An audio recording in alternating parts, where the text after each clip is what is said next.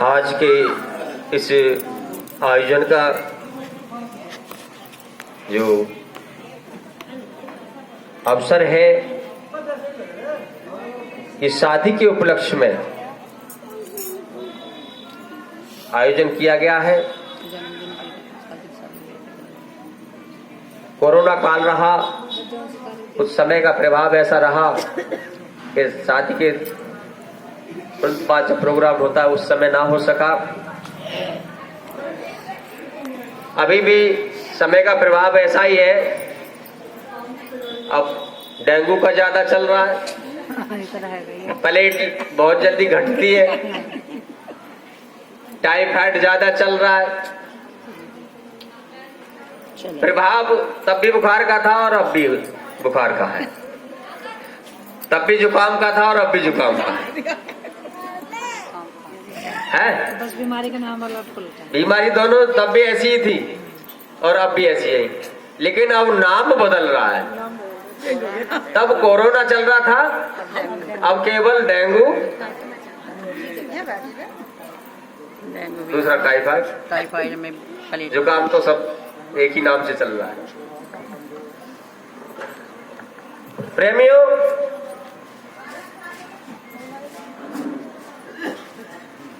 जब हम विवाह से पहले की बात करें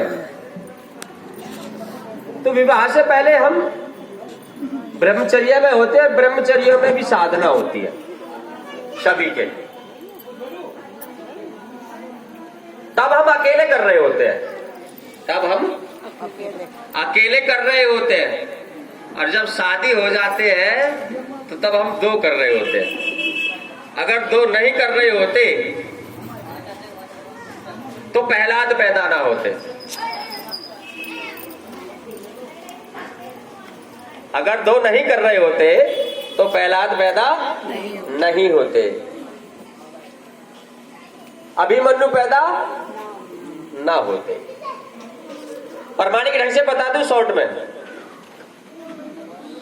उस समय की बात है जब स्वर्ग की कामना लेकर प्रहलाद के पिता तपस्या के लिए गए थे। उस समय मां गर्भवती थी प्रहलाद। पिताजी साधना कर रहे थे ब्रह्मा जी को प्रसन्न करने के लिए, और माताजी का हरण हुआ कायदु का। वो किसके यहाँ रही? नारद जी के यहाँ। तो साधना तो दोनों के अलग होने से हो ही गई, पक्की बात है। उन्होंने अपनी साधना कहां पूरी करी? संन्यास आश्रम में, और उन्होंने जंगल में तपस्या दोनों ने करी। लेकिन प्रहलाद पैदा तभी हुए जब दोनों ने करी।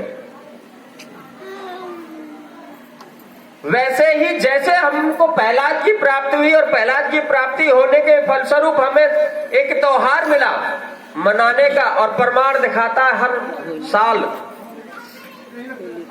भक्ति की शक्ति का। कौन सा त्योहार होता है? होली। उसमें लोग जलाते हैं तो कुछ रखते हैं, वो सेफ रहता है, वो पूरा जल जाता है, प्रमाण भी मिलता है। वैसे ही आज भी हम जब शादी के बंधन में बंध गए तो हमें जरूरत है कि हम अपने बच्चे में वही गुण दें जिसकी हम कामना रखते हैं। और हम कामना किसकी रखते हैं? हम अपने बच्चे के प्रति ये कामना रखते हैं कि हमारा बच्चा हमारा नाम रोशन करे। है? अब रोशन तो दो ढंग से हो जा, रोशन तो दो ढंग से हो जा। एक ढंग तो ये है कि जिस दिन से पैदा होता है और जिस दिन तक रहता है उस दिन तक वो एक ही रास्ते को पूरा करता है, और जब मर जाए, जब वो मर जाए तब उसको लोग कहते हैं भाई बहुत अच्छा था, है? तब उसे कहते हैं बहुत अच्छा था, किसी के साथ में कभी गलत व्यवहार नहीं करता था। दूसरा तरीका शायद जान रहे होंगे। दूसरा तरीका तो 1 मिनट में नाम रोशन हो जाएगा। रोशन तो दोनों तरीके से होता है, लेकिन रोशन हमें करना कैसे है, कैसा चाहते हैं हम। जैसा हम चाहते हैं वैसा हमें बोना होगा। बोए पेड़ बबूल के तो अमुआ कहां से खाए। जरूरत है सास ससुर की सेवा करने की, तब तो हम लड़के हम वारैया अलग। मेरा मन नहीं करता तुम्हारी माँ से बोलने के लिए। हाँ नहीं करता, सही बात है। जब तेरी आएगी तो तेरे साथ भी यही होना है, यही होना है। क्योंकि वो मुंह जो बन रहा है ना, वो आपके अंदर ही बन रहा है। अंश जो बन रहा है हमारे खान पान से ही बन रहा है। वो जो हमारे खान पान से बन रहा है वो हमारे शरीर में जीवन के हर संगत से बन रहा है। और जो सी हम संगत कर रहे हैं, हम गुस्सा कर रहे हैं, हमारे अंदर गुस्सा ही पनपेगा, हमारे अंदर गुस्सा ही पनपेगा। और वो गुस्सा जब पनपेगा तो बच्चे में आएगा। खाने से पीने से रक्त की उत्पत्ति होती है, और रक्त की उत्पत्ति जो होती है उसमें अंश की उत्पत्ति होती है। अंश की उत्पत्ति जिसमें होती है उससे वंश चलता है।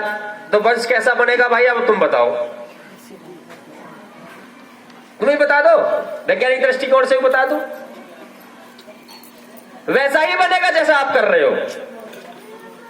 अगर आपको चाहिए कि मेरी बुढ़ापन में सेवा हो तो मुझे यही करना होगा कि अब मैं अपने समय के बूढ़ों की सेवा करूं। जरूरी नहीं है कि वो सास ही हो, ससुर ही हो, और भी संबंध होते हैं, उनकी भी सेवा होती है। संबंध तो और भी है, लेकिन अपने से बड़े का मान सम्मान जिसने रखा है उसका सम्मान भी बना रहा है। यदि मैं इस माइक को संभाल के ना रखूं तो ये निश्चित सी बात है जब मुझे जरूरत होगी तो ये धोखा देगा। क्यों? क्योंकि ये ठीक ही नहीं रहेगा, चूहे काट देंगे।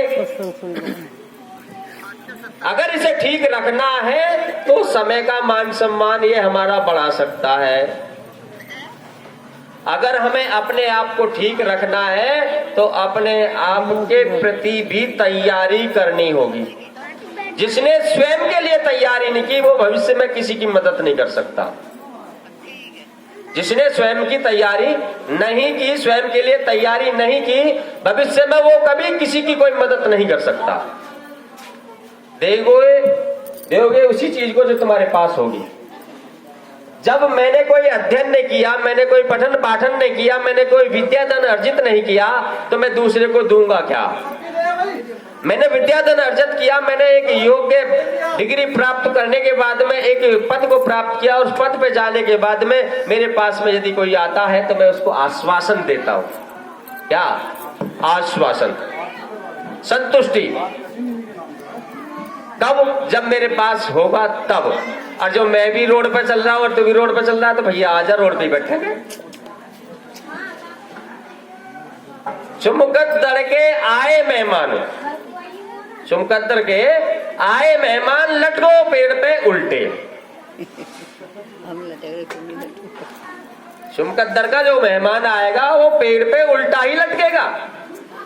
क्यों? क्योंकि वो खुद भी तो ऐसा ही है ना, उसका खुद का जीवन भी ऐसा ही है। और जैसा वो जीवन जी रहा है वो वैसे ही जीवन का आपको सीख देगा। इसीलिए प्रेमियों, इस सत्संग के उद्देश्य को ध्यान में रखते हुए मैं इस बात को कह रहा हूं। ये शादी का सत्संग है, और शादी का सत्संग होने के नाते शादी जिस लड़के से होती है उस लड़के के साथ में लगेज मिलता है। लगेज क्या मिलता है? देवर का मिल गया, नंद का मिल गया, ससुर का मिल गया, सास का भी मिल गया, और नंद के साथ में और भी आगे बढ़ेंगे। फिर ये लगेज मिलने वाले हैं, ये केवल लगेज है। और इन लगेजों को निभाने के लिए पहले जरूरत है जिसके साथ में हम चले उसको निभा लें।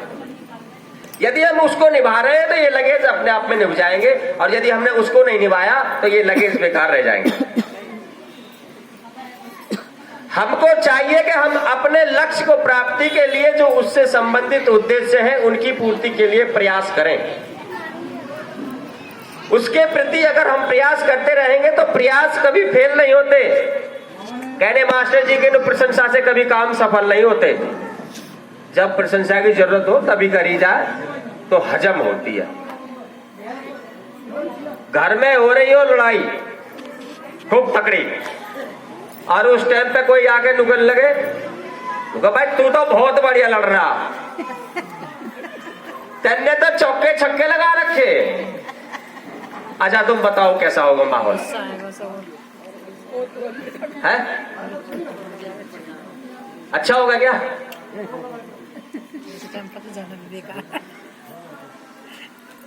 कहने का अभिप्राय यह है प्रेमियों, प्रशंसा अपनी जगह महत्व रखती है और कर्तव्य अपनी जगह महत्व रखता है। जननी जने तो भक्त जन या दाता या सूर, नहीं तो बाज भली काह गमावे नूर। जननी भक्त तब जन सकती है जब उसका पति उसका सहयोग देगा। भक्त वो तभी जन सकती है जब उसका पति सहयोग देगा। सूरवीर भी वो तभी जन सकती है जब उसका पति सहयोग देगा। और भक्त भी तभी जन सकती है जब उसका पति सहयोग देगा। दानवीर भी तभी जन सकती है। कारण है उसका, प्रामाणिक ढंग से मैं बता दूं शॉर्ट में बहुत। ये कहा है हमारे बड़े बुजुर्गों ने शास्त्रों में कि भाई चाहे कितना भी बैरी हो उससे भेद नहीं छिपाना चाहिए, ऐसा बताया। आज ऐसा ही ठीक विपरीत हो रहा है। भाई से ही सबसे ज्यादा छिपाया जाता है, पड़ोसी को अपनाया जाता है, ये चल रहा है। और महाराणा प्रताप जब युद्ध में लड़ते हुए अंग्रेजों के विपरीत जा रहे थे तो उस टाइम पर अकेले महाराणा प्रताप के पीछे अंग्रेज भी लगे हुए थे, सेना भी लगी हुई थी। उस समय पर उस फौज में महाराणा प्रताप के भाई भी थे, जिन्होंने देखा कि मेरा अकेला रह गया, अब मेरा अकेला रह गया, और अकेला रह गया तो छोड़ना होगा अगर मुझे इसका भविष्य चाहिए और मुझे अपना वंश चाहिए। उसकी वजह से निकला था महाराणा प्रताप। अंश का असर, कहने का अभिप्राय, जब अभिमन्यु के विषय पे आ जाए फिर से, यदि अभिमन्यु के पिता अर्जुन युधिष्ठिर को उस चक्रव्यूह की रचना के विषय में बता देते तो कुछ बिगड़ जाता क्या? युधिष्ठिर से बड़ा उस समय धर्मज्ञ तो नहीं था, कोई धर्मज्ञ तो नहीं था। या भीम को बता देते कुछ बिगड़ जाता क्या? नकुल सहदेव को बता देते तो कुछ बिगड़ जाता क्या? किसको बताया? किसको बताया? श्रीमती को। किसको बताया? श्रीमती को बताया। और श्रीमती की पहले से यह नीति रही है, ये जब कोई पॉइंट की बात आती है तभी सोती है। बता दूं, जब भगवान शंकर ने कथा सुनाई तब सोई? सोई नहीं सोई है? ये खासियत है इनकी, जब पॉइंट की बात आएगी तब ये सोएंगी जरूर।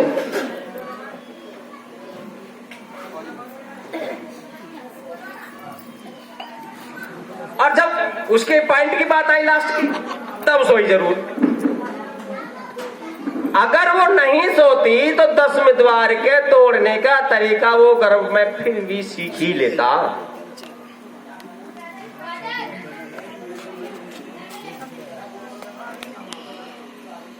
तो कहने का अभिप्राय यह है, अगर हमें कुछ प्राप्त करना है, प्राप्त करने के लिए नियम को अपनाना होगा। नियम ये होगा कि हम अपने घर में किसी भी कार्य को करने से पहले उसको आपस में परामर्श कर लें, मर्यादा के अंतर्गत। ये भी कहा है हमारे बड़े बुजुर्गों ने कि तिरिया चाहे कितनी भी प्यारी हो, भेद बताना ना चाहिए। ये भी कहा है, मैं बता रहा हूं इसीलिए, जो मर्यादा में हो। ये बात मैंने इसीलिए कही है, जो मर्यादा में हो वही बताए। और मान लीजिए किसी के साथ जबरदस्ती कोई पंगा पड़ गया, वहां उसे मजबूरी में किसी का सपोर्ट लेना पड़ेगा और घर में आके बता दी, फिर क्या होगा? शायद जब तक जिंदा रहे तब तक तो शांति होगा ना।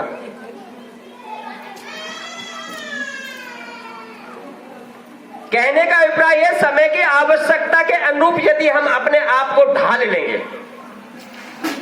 तो दुनिया में कुछ ना कुछ हम अपना नाम कमा लेंगे। प्रेमियों, सत्संग, सत्य और संग, सत्य के ऊपर सारी गाड़ी नहीं चल रही केवल जब तक वो अंग नहीं लग रहा। जब तक आप अपने आप से ले लो, सत्संग के ऊपर जब तक अंग की बिंदी नहीं लगती तब तक सत्संग पूरा नहीं होता। हमारे सनातन धर्म में बिंदी बहुत जरूरी बताई है, तिलक बहुत जरूरी बताया, और वो सबसे ज्यादा महिलाओं में लगता है।